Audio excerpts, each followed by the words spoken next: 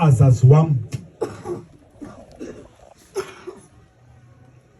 Ngoba uThixo nanjengoba besifunda Indumiso 90 uMoses uthi ukubala kwakho uThixo akunjengokubala kwabantu. KuThixo iwaka leminyaka linjengemini yezolo.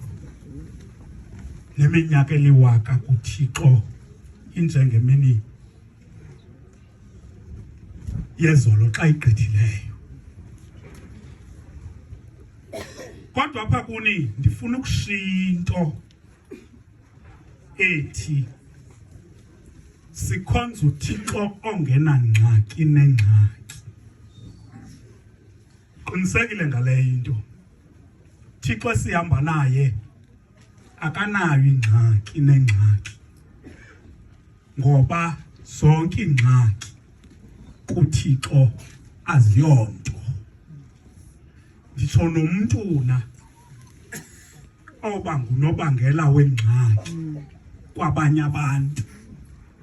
KuThixo loo nto ayiyongxaki. Ngoba sihamba noThixo ongena ngxaki. Malungisa ingqondo zenu ukuze ningabhideki nithi umphongoma waphorha kuqala. Xa ethi nomntuna nobuhlutshwe ngubani? Cha, andihlutshwanga ngumuntu. Koko kungenxa incwadi yamaRoma chapter 8 ithi ukuba uThixo ngakuthi ngubani. Kungathethwa kanjalo esiXhoseni kuthiwe ngubani kubhekiswe emntwini apho. Akuthethwa nanto ngayimbi isilo. Njengoba nendoda enomzi xa ilolikelelayo iqonda into okokuba ilungiselela ukukhusela umzi. Ayiye ithi xa kungavela utshaba ndingamisa ngelikele. Ithi nene xa kungakho isibhoxa somuntu esingangena ngendluzula kwam ndifunga udadewethu uNozibane angayikhotha imbengo yomila atsho amazulu. Bantwana bakaThixo yiyo lento ndithi kuni nasiphi sidalwa nantoni ephezu komhlaba eza nengxaki eyingxaki kubantu bakaThixo. uThixo esime naye esikhonza yena. Okanye ndingangavakali kakuhle xa ndisithi esikhonza yena. Okanye mandithi ivakale ndithi uThixo mna endinamava akhe oqhela ukuhamba nam kumaqhina neentsunguzi zobumnyama mfoka amanqabaza nabantwana bakwenu. Zonke izinto ezingxaki kubantu aziyongxaki kuyo uThixo. Bantwana bakaThixo ababa amadoda nindiva kakuhle sihamba noThixo ongena ngxaki. Gcinani loo nto. Sisibonda sam sekoneso endizojika kuso. Lidry lamelo endizawujika kuso. Sisihlobo sameso kule nqwelo ndiyiqhubayo endizokothula kuso. Bantwana bakaThixo hamba nathi Yehova Thixo wethu thina sokwenzela okulungileyo. Bantwana bakabawo niwagcine lamazwi nigcine nidimamelisise kakuhle madoda. Nidimamelisise kakuhle madoda. Le nto ndizoyithetha apha kukhona apha izobuzwa khona nibe neempendulo zayo. Bantwana bakabawo sihamba noThixo ongenazo ingxaki. Bantwana bakabawo ngoba kwathina ewe ngesiba siyingxaki kuye uThixo. Ngoba mhla egxotha umuntu eEdeni uThixo kumyezi waseEdeni mhla ephule umthetho Adam noEva uThixo wathetha into ebefana bakayithethi ngabantu bakhe. Wasingela wabhekisa umyezo wawusingela umyezo wababeka ngemva kwakhe wathetha into ebefana bakayithethi njengomzali wathi nawufa ngokufa. Bantwana bakaThixo andanoba ukumvela umzali xa sele ethetha amazwi okuncama eqonda into okokuba lona umntwana ngeke abe saphinda abe salunga nani nina. Bantwana abahle abathandwa nguThixo enezizathu azibalayo.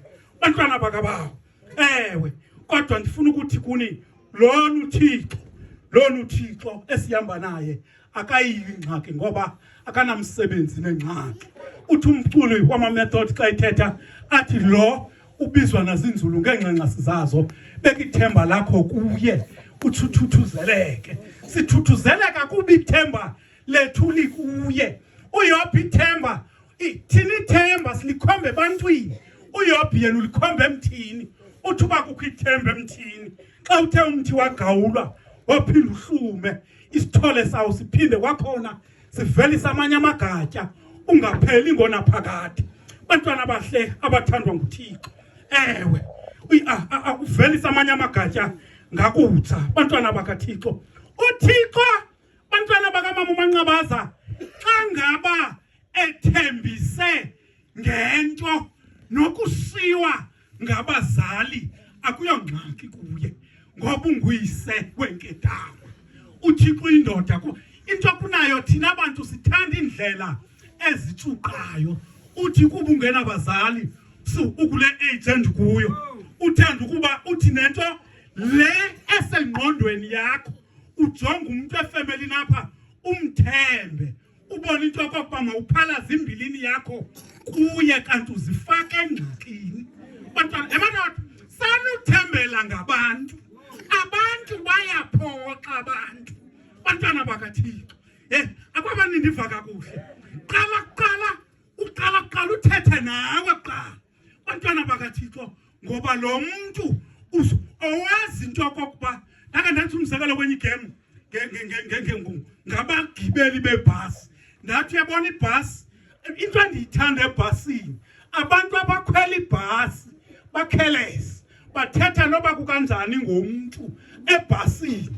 Bantwana bakaThixo futhi abanamsebenzi xa bethetha ngalo mntu noba abantu abazana nalo mntu bangakanani nabantu abamaziyo lo mntu apha ebhasi bayema nje. Bantwana bahle bathandwa nguThixo banqwema nje kwanto bewe kanti le nto kukho abantu abazana nalo mntu. Bantwana bakaThixo uthi usesimele ngaseShoprite usancokola nomntu kanti ngulo mntu ebekuthuka ebhasini ukungena i-SMS ithi mphongoma umeleni nalo mntu luthaba lakho lukhulu. Bantwana bakaThixo kufuneka kuba ewe ubulele nge-information then wenze lakho uphando umjongo umuntu lo ewe kaThixo ngoba ukugweba asikho kwethu kwakukaThixo. Bantwana bakabako hamba nathi Yehova Thixo wethu ufuna uThixo ahambe nani kule ntlango. uThixo ndithi makahambe nani. uThixo wami, uThixo kamama wenu, uThixo wabazali benu. Bantwana bakaThixo uThixo wenu. Bantwana bakabawo uThixo ngaphoxi umuntu, uThixo ngakhethi ubuso bamuntu. Bantwana bakaThixo zonke izidalwe kuzezakhe eziguqa phambi kwakhe zonke. Bantwana bahle bathandwa nguThixo mina ndike ndathembela kakhulu ebantwini mna. Bantwana bakaThixo ndathembela ebantwini ndabona into yokokuba tyini ewe ekugqibeleni wathi uThixo cha yima ngokubalisa ngeengxaki zakho ebantwini ngoba unjalo wam uThixo uyathetha nam ngulo Thixo ndifuna ukumsiya apha.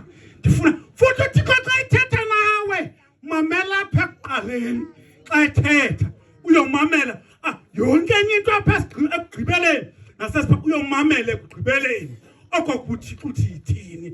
Amaxesha amaninzi omama bamudla ngokuqala athi sethetha ngomprofeti phecelezi xa ndithetha ngokunantsikileyo ubuthe umprofeti kuwe afika athi uThixo uthi ndithandaze.